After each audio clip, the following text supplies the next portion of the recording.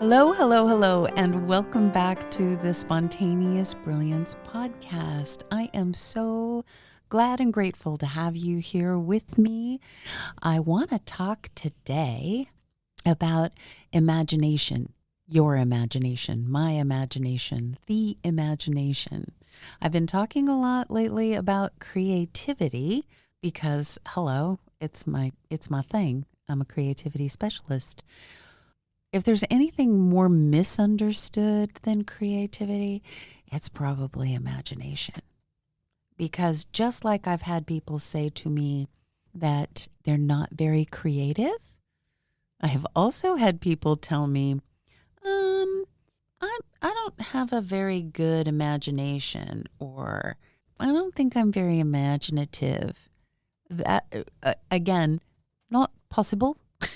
It's just not possible. When we think of imagination, we think that there's a possibility that our imagination might not work as well as somebody else's. And people say things like, so-and-so has an active imagination. And I just think that's such a damaging phrase. Fred has a really active imagination. Implies both that there's such a thing as an inactive imagination, which there isn't, and it also implies that Fred, with his active imagination, is somehow different than the rest of us. And usually when someone is having an active imagination, that's not meant to be a good thing. They're the annoying one. We've so misunderstood the imagination that we've really conjured up a lot of mythology that not everybody has one. And if they do have one, they don't necessarily have a good one. You know, I've literally had students say to me, I don't have really much of an imagination, or I don't really have an imagination, or I have absolutely no imagination whatsoever. And my response to that is always, seriously? What? What is active or inactive or evident or not is our willingness or our ability to share our imagination with others or even with ourselves. What we view as a lack of imagination is actually our fear of judgment about the value of whatever we might imagine. But Einstein said, imagination is more important than knowledge. Knowledge is limited. Imagination encircles the world. So I'm going to repeat for you my definition of creativity. Creativity is the conscious and deliberate evolutionary process of developing a thought or thoughts in the imagination and then taking action on those thoughts in order to manifest change, alter perception, enhance understanding, or bring into being something as yet unrealized in our awareness or physical reality. Okay, it's long, but the part I want you to remember right now is the process of developing thought or thoughts in the imagination. Imagination is one form of thought, and it's a critical part of our thought process. And it is the essence of our creative process. Each of us has our own individual creative process. And I want to invite you to change your practice of cutting off your imagination or thinking, oh, that's just their imagination, or that imaginings are silly or pointless or wrong or not valuable. Imagination is the source of everything. You are invited right now to change your view of your imagination. I invite you right now to welcome your imagination to come out and play. And it will, because regardless of how you might be used to or not used to using it, you have a beautiful, fully fledged, profoundly able imagination. It is basic and hardwired into every human being. It works consciously, it works subconsciously. You think, therefore you are imagining. I promise. Imagination is thought, and therefore, as we know, it's happening all the time, effortlessly, much more than we realize. It's actually our default way of thinking. If your imagination feels like it's not, quote, very active or not very good, if you're judging it that way or someone else has judged it that way, it's not missing or bad or broken. It's just a little atrophied. Your awareness of it, your interaction with it has atrophied. The conscious and deliberate use of your imagination, that needs to start happening. Your imagination is there. You use it constantly to visualize, to tell stories, to develop ideas, even to remember, because we're imagining scenes when we think back in the past. We're imagining when we think of the future. We're imagining when we wonder about something. We're imagining when we visualize anything. Merriam-Webster's definition of imagination is the act or power of forming a mental image of something not present to the senses or never before wholly perceived in reality. So, imagination is our most important and powerful type of thought process. I mean, we have perception and reason and knowledge and memory and analysis, and all of them are important, but they all require imagination in order to be productive or creative. Without imagination, we have no evolution of the idea. Mr. Webster even calls it a power. The act or power of forming a mental image of something not present to the senses or never before wholly perceived in reality. So, if it's never before been wholly perceived in reality and we imagined it, hello, created it in thought. Remember what William Arthur Ward says. If you can imagine it, you can achieve it. If you can dream it, you can become it. Webster also defines imagination as a creation of the mind. Is there any other kind of creation? Everything, right? Mary Morrissey says, everything is a thought before it is a thing.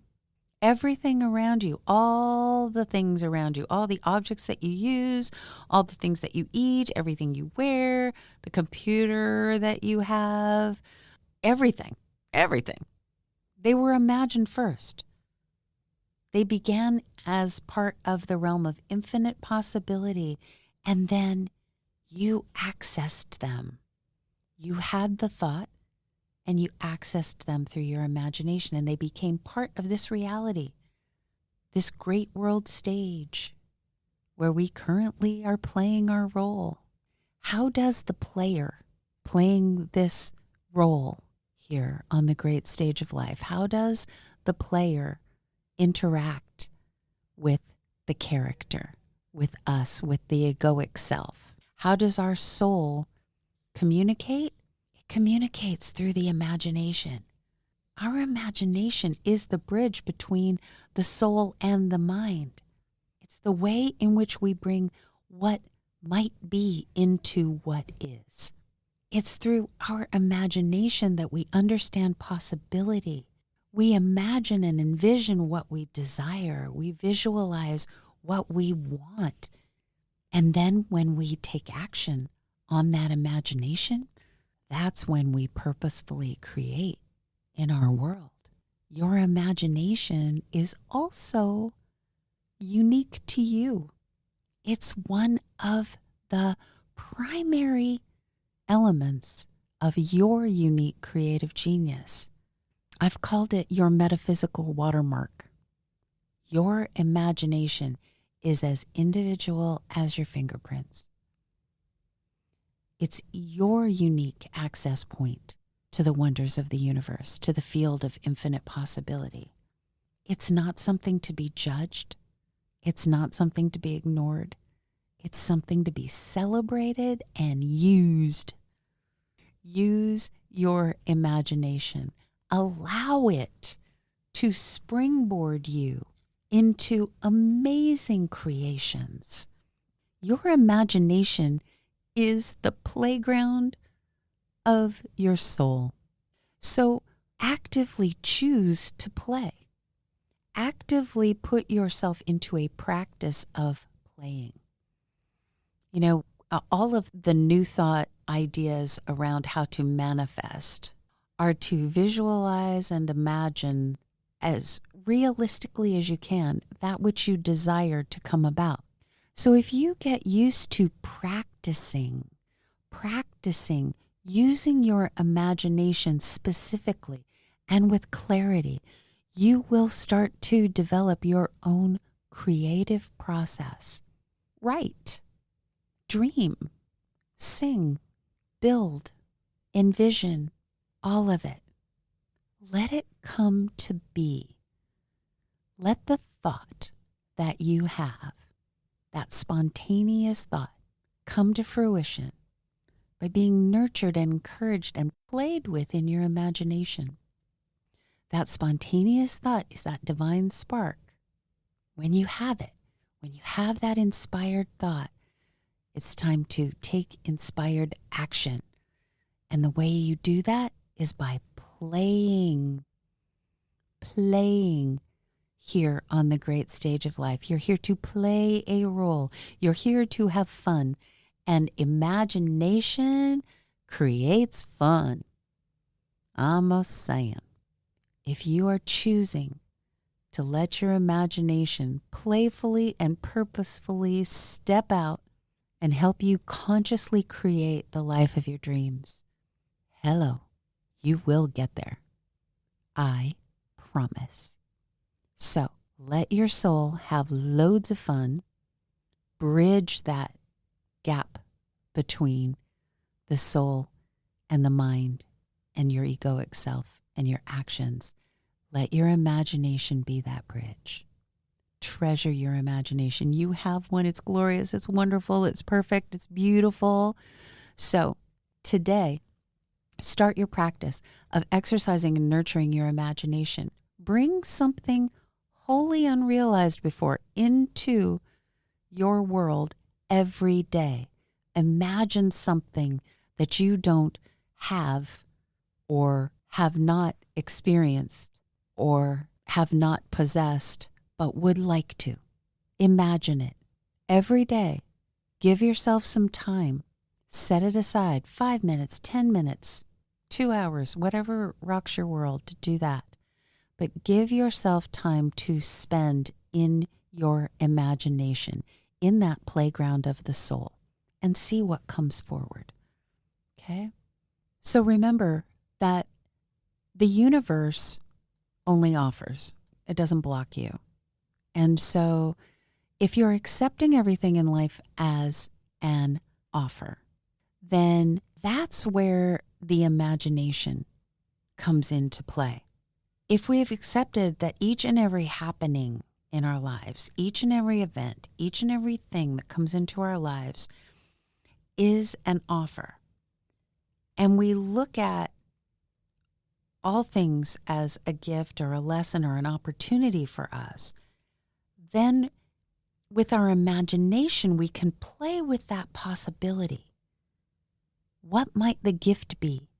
This thing that's happening, or this thing in front of me, or this person, or my own thought. Whatever the offer is in that moment, from the universe, from another human, from our own internal dialogue, whatever the offer is.